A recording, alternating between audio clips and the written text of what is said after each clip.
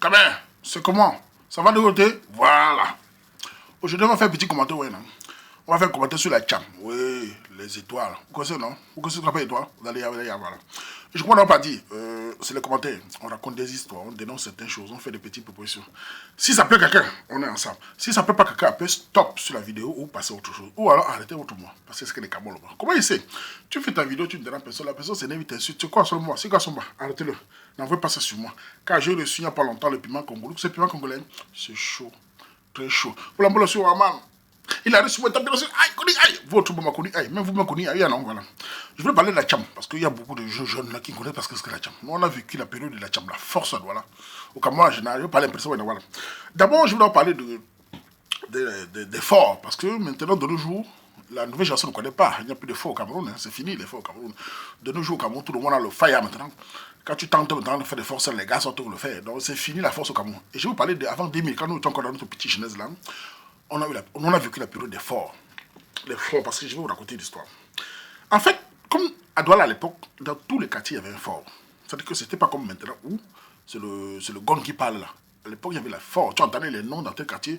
Rambo, Tyson, Kill Killer, Manu Killer, Manu. Je sais que tu entends tous les noms de Haya. Ils avaient tous des surnoms Faya. Je connais un grand son dans mon quartier, on appelait John Coresco. Lui aussi, il avait les nez. Donc, on avait très peur des forts. Et moi, étant petit, je vais rentrer un peu plus dans l'arrière. C'est que, maintenant, je vais vous raconter une histoire qui m'est arrivée quand j'étais très jeune et comment j'ai vécu la période après. En fait, pour ceux qui ont vécu la période des billes, parce que maintenant, je joue plus les billes comme je crois. Je joue plus tout. Et à mon temps, c'était les billes. Il n'y avait pas Facebook, tout ce qu'on parle en bas. Non, il y avait que on jouait que les billes. Et pour ceux qui connaissent les billes, les canons, tout ça. Et moi, dans mon groupe de jeunes, comme j'étais un bon bavard, et j'étais physiquement, j'avais la taille un peu plus grande que les autres, même si parfois j'étais pas plus jeune, mais j'étais plus grand que les autres en général. Donc on me prenait parfois plus le grand frère. Qu'est-ce qui s'est passé? Et dans le groupe, on jouait les billes. Il y avait les billes canons, les billes brillants, on jouait ça. Donc nous, on mangeait là dans les billes là. Comme moi, par exemple, j'étais un peu têtu à la maison. La matin, je parfois la dame, comme j'étais têtu par les assiettes. J'allais moi jouer les billes. Et c'est dans les billes qu'on arrivait à manger. Donc on a commencé le Mbappé dans les billes. Il n'y a pas encore la carte, enfin. Non, on ne sait pas quand on était petit. Donc on jouait les billes. C'est pour nous, là, pour Mbappé là-bas. Et on arrivait à manger dans ça. On pouvait gagner 150, 75 et on allait manger avec ça. Donc, moi, je jouais les billes dans mon quartier avec mes gars. Maintenant, il va vous donner un truc, parce que souvent dans mes vidéos, je parle souvent des gars du village. Ce qui fait que, déjà, ça ne rend pas compte, à l'époque, nous, les enfants, on avait trop peur des gars du village. Hein. Quand on entendait que le gars, s'il vient du village, on avait trop peur de lui. Pourquoi on avait peur des gars du village? Parce que c'est des gars qu'on savait que physiquement étaient très forts. Mais moi, personnellement, j'avais entendu ça, mais je n'avais pas, qu'on avait la gueule là. Il faut raconter pourquoi cette affaire-là m'a marqué. En fait, quand on jouait les billes, les amis, un jour, maintenant, on était un groupe de jeunes, on jouait nos billes là, tranquille. Et moi, j'étais pas mal en billes, mais il y avait des gars encore plus forts. Mais ça, maintenant, en jouant les billes, ce qui s'est passé, je ne sais pas s'il y a eu mes ententes. J'ai pris les billes que j'avais gagnées. Le gars dit j'ai pas gagné. Bon, bref, ça a commencé à avoir un petit échange entre nous. J'ai dit au gars que je suis ami, je vais le taper. Il a dit je vais toucher, il va l'appeler son grand frère. Enfin, son frère. Et moi, j'ai dit bon, on va voir. Ça, je l'ai poussé le gars. Où ça s'est passé comment? Il s'est fâché, le gars, chez eux. Appelé son grand. Il avait un de ses frères qui venait du village. Je vous dis parce que, imagination, on avait dans les 13-14 ans, en ce temps-là. Il était allé appeler son grand frère. Son grand frère est venu. Un grand là, il venait du village. Donc, il n'était pas très grand, hein. Court, mais vous savez, les gars du village, là, très fort. C'est pas comme les enfants de Douala. Les enfants étaient les poudres de ferme. On avait la bouche avec le cinéma, Shaolin, Mao, tout ça. Mais physiquement, les gars du village étaient très forts. Parce qu'ils étaient courts, là. Et ils avaient la sec. Donc, ils allaient appeler le gars. Le gars arrivait, on tombe un groupe de 10 jeunes, hein. Le gars arrive, moi, il veut y ça. Ça m'a aussi pas peur la face. Il arrive, il dit pourquoi j'ai poussé son frère. Ça commence à chauffer. Comme au Cameroun à l'époque, petit truc, un gars partait chercher au sable. Vous savez comment les gars savent encourager à Bakar. Il part chercher ça, il met dans deux mains. Et il tend à chacun. Celui qui veut bagarrer, tape. Mais ça, moi d'abord, j'ai tremblé. J'ai dit, merde, j'ai vu le coup, parce qu'il avait la tête défendue d'un gars, vraiment. Il était plus vieux d'abord que nous. Que moi d'ailleurs, mais il sentait que. J'ai tapé un peu pour que ça ne tombe pas. Quand tu avais peur, tu tapais un peu doucement là. Le sable ne laissait pas. Le gars du village a tapé sa force, ça part, pouf, c'est tombé. Mais ça, les gars commençaient à dire, voilà, j'ai encore tapé un peu le sable. Le jour qui avait le sable a laissé tomber vrai. Donc il a tout laissé tomber pour dire que j'ai voulu bagarrer. Pour vous dire la vérité, c'est la première fois que je suis les étoiles. On parle des étoiles. Hein. C'est l'une des seules fois de ma vie que je suis les étoiles. Le gars là, avant de faire 1-2, avant qu'il prenne ma garde, il m'a donné un coup de poing. Ça m'a marqué toute ma vie. J'ai dit, je suis quitté, je suis tombé dedans, bam, j'ai vu les étoiles. Là, on parlait des étoiles. J'ai vu les trucs qu'on fait. J'ai vu le noir complet. J'essaie de me réveiller, de me lever là. Je me lève là, je ne vois pas bien. J'essaie encore parce qu'avec la honte, avec les gars qui rient à côté. Je prie encore la gars pour partir. Mouf, le gars a foncé sur moi avant de parler 2 tâches au sol. Je suis calé, la force est bien finie. Donc j'étais dépassé. Vous imaginez? J'avais dans les 13-14 ans. Mais lui, il était plus vieux que nous. Il était dans les 4 ans de plus que nous. Mais il était très fort que nous. Ça, le gars m'a touché. Moi qui, dans mon groupe, j'ai mis mec, j'étais fort. Avec ma taille et tout ça à l'époque, le gars m'a touché. Les gars ont ri. Tout le quartier a ri. Tous les gars ont ri à ce temps-là. Mais, moi, j'ai dit, même la honte m'a dépassé. C'est-à-dire que j'étais tellement dépassé dans le groupe. C'est-à-dire qu'on m'avait jamais tapé comme ça. C'était la première fois, en quelques bagarres de 40 secondes, je me retrouve au sol sans même moyen de réagir. On avait seulement calmé au gars, il voulait seulement me massacrer.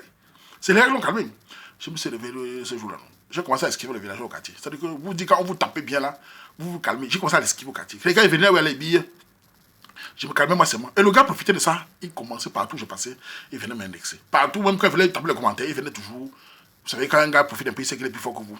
Donc le gars commençait à me cracher la figure. Et je le commençais à le détester. Vous savez comment? S'il m'avait au moins il m'avait laissé un peu moins. Dans le passé, on devait dire oui. Mais le gars commençait à me profiter partout. Donc, là où j'étais même leader, il venait carrément pour m'écraser. Vous savez, les gens, les gars qui profitaient de l'avantage sur toi. Et comme il ne parlait pas bien français, et que les gars riaient, maintenant les gars avaient peur de rire parce qu'il tapait tout le monde. Il avait tapé le chef. Donc si quelqu'un riait, il va taper tout le monde. Donc maintenant le gars profitait pour m'agresser vraiment mentalement. Il commençait à l'esquiver. Bon, pour raconter l'histoire, les années sont passées. L'histoire a un peu calmé. Le gars aussi a changé de quartier. Moi aussi maintenant, pour vous raconter l'histoire d'un Colmita. Quand il passe dans Colmita, j'ai fait seulement un an en Colmita. Mais un an là, c'est comme une formation militaire. Maintenant, sur la Colmita, passé devant le collège. Donc je devais aller au collège en ville là-bas. Donc je vais vivre chez ma tante en Colmita. J'ai une tante en Colmita. Je suis en Colmita. Et Colmita, c'était comme à l'époque. C'est pas comme maintenant, c'est un peu. Il y a les routes. On a tracé en Colmita, ceux qui ne connaissent pas. Il y a les routes en Colmita. On a tout tracé. Colmita est en train de changer grave. Et en montant en Colmita, il y avait des forts dans chaque coin des rues en Colmita. Il y avait déjà des forts. Il y avait les forts en karaté Shotokan, pas karaté machin tout. Avant c'était le Shotokan. Tu entendais? Ceinture noire là-bas, ceinture vert là-bas, ceinture machin tout. Et il y avait aussi les boxeurs. Donc dans mon quartier, on avait un grand qu'on appelait Ngalé. C'était aussi un grand qui avait les frappes, un grand dos. On avait trop peur de lui. Donc, et nous, les petits frères là-bas au quartier, qu'est-ce qu'on faisait? Moi, quand j'avais un fait juste fait un an. Mais un an, qu'est-ce qui s'est passé? Parce que les un an m'ont transformé à jamais. Ça veut dire que à l'époque, ça te donnait d'abord le courage et les nerfs. Maintenant, quand on arrivait là-bas avec les grands là, nous, les petits frères, maintenant, comme nous, les petits frères, on rêvait tous des cinémas. Les films Litapoué, Bollev, Sichao, Mao, Dakukam. Donc maintenant, on rêvait tous à être forts. Parce que ce n'est que les forces qui étaient respectées. Maintenant, on allait vers les grands frères qui sont forts quartier. Donc, pour se faire respecter, on allait vers les grands qui sont forts. Les grands qui sont. Par exemple, j'allais sur un grand qui appelait Mbo, un boxeur. Il avait sa salle de boxe chez lui. Et le salle de boxe, c'était quoi? Il attachait un gros sac blanc, les gens déjà sur son côté là, et il donnait les coups de poing sur ça. Comme c'est un boxeur, ou c'est pour de la jeunesse. Mais il venait chez lui, il s'entraînait. Donc on allait là-bas, on l'aidait à puiser l'eau avec le coup. On puisait l'eau pour qu'il se lave, il nous accompagne acheter le pain, donc on était Saint-Tinda, mais on était protégé parce qu'au quartier, on savait que tu étais petit, tu étais grand. On ne peut pas te manquer de respect. Donc on était un peu respecté. Et moi, maintenant, quand j'allais vers le grand, c'était pour savoir comment on se battre. Parce que nous, là, on voyait le cinéma. Les films chinois, on fait tcha mais la bagarre, c'était pas ça. Donc, au fond de moi, le gars qui m'avait narré m'avait marqué à jamais. Donc je me disais, il fallait que moi, je sais comment me battre. Mais quand le grand appelle Bola, il a commencé à me chouer en boxe. Donc, taper sur le sac. Parce que quand tu tapais sur le sac, les points pour ceux qui connaissent, les points commençaient à devenir noirs, ça montrait que tu devenais fort. On conseille un fort, pas ces points noirs sur la main. Quand tu es sur tes doigts là, quand tu avais les points noirs, on savait que tu étais fort. Tu te connais ça, donc on n'avait pas de temps. Le grand là, il était tout jeune. Il a commencé à nous chouer, on se bat sur la boxe. Il commençait à nous montrer les techniques, tout ça. Il commençait à montrer. On était un groupe de gars, on allait là-bas tout le temps. Et après, lui, il me disait, un grand au quartier, on appelait c'est Chao Wao, c'est quoi là? Il faisait au karaté, Shotokan, il avait une salle. Nous aussi, on allait là-bas apprendre le Shotokan, comment donner le coup de pied. À force de faire tout ça, le courage venait. Et comme en temps, les nez étaient à chaque coin de rue. Tu entendais petit coup de poing, dont la bagarre était, on te pour la bagarre des grands. Et nous aussi, étant petits, on se chauffait un peu avec des petits tindas. Quand j'ai attrapé un tinda, je prenais ça cadeau devant tout le monde. Donc quand il prenait cadeau, une, deux fois, je me prenais comme un lion. Et en plus, j'avais les nerfs. Et comme on t'a donné les nerfs, donc, j'avais plus confiance en moi. Maintenant, j'ai quitté comme tu appelles un machin. Je rentre dans mon quartier maintenant. Et dans mon quartier, il y avait aussi un grand, mon quartier, un de nos grands, très fort. Lui, allait m'amener dans le sport. On portait aussi le fer, ce qu'on appelle le fer. Donc, j'ai commencé à porter le fer. Ça, on commence à sortir.